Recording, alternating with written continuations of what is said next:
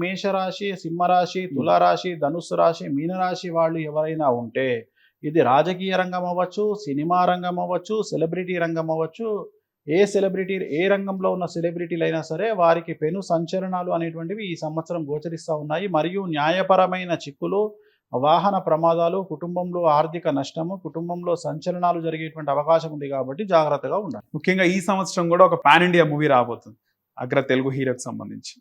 ఈ సంవత్సరం అంటే రాజమౌళి గారిది, అలాగే మహేష్ బాబు గారిది బాగానే ఉంటుంది. రాజమౌళి గారిది, మహేష్ బాబుది బాగానే ఉంది. ఇంకా టైం పడుతుంది, మేబీ ఇంకా 2-3 ఏళ్ళు పడుతుంది. అది ఇప్పుడు ఏం కంప్లీట్ కాదు. ఓకే, అది నెక్స్ట్ ఇయర్ ఏప్రిల్ లోపు లేదు, 28 వస్తుంది. అది గురుగారు 26 ఎట్లా వస్తుంది సినిమా? ఆయన కనీసం 3 ఏళ్ళు తీసుకుంటాడు సినిమా. గురుగారు సో ఇప్పుడంతలో రాదు, అది ఇప్పుడంతలో ఏం రాదు. సో ఓకే, బాగానే ఉంది. సో నేను చెప్పేది సెలబ్రిటీలకు సంచలనాలు ఉంటాయి ఈ సంవత్సరం వరకు. ఆ సినిమా రావడానికి ఇంకో సంవత్సరం పడుతుంది కాబట్టి ఈ సంవత్సరం వరకు అయితే బాగానే ఉంది. ముఖ్యంగా